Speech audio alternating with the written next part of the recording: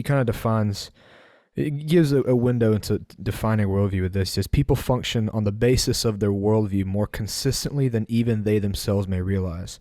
The problem is not outward things.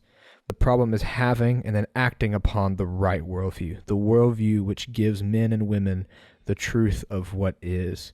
So you're saying that the problems of a lot of things that we see in life is not because of X factor or Y factor of an external like input, but rather it's how we live our lives. And if you live your life in concordance with truth, and if you allow yourself to be defined by truth, there's blessing. And I think like just the first part of that, people function on the basis of their worldview more consistently than even they themselves may realize.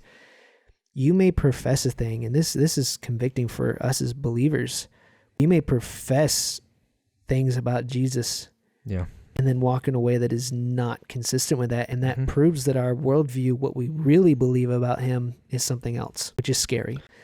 What you'll notice is that you too will start talking, and you might be using the exact same words, but meaning something completely different, and it's because of this long word we just said, presuppositions.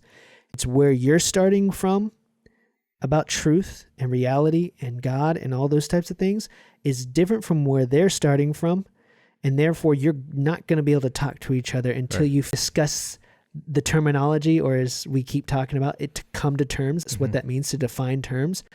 Like, for instance, if I were to sit down with an atheist and we were to discuss the meaning of life, I would need to get down and have them define for me what they think the meaning of life is. Right. Because in the analogy I've heard to kind of explain to me what presuppositions were, like presuppositions are the foundation or pillars upon which every single worldview is built. And so if I want to understand someone's worldview, I will ask very specific questions to get at what they presuppose to be true. Because that's what do you presuppose to be true about the world? Will come with a certain set of presuppositions that if I'm talking to a guy, like, I know this guy's an atheist, I know this guy is X, Y, I know he's going to believe this because I understand this worldview, therefore I now understand the presuppositions.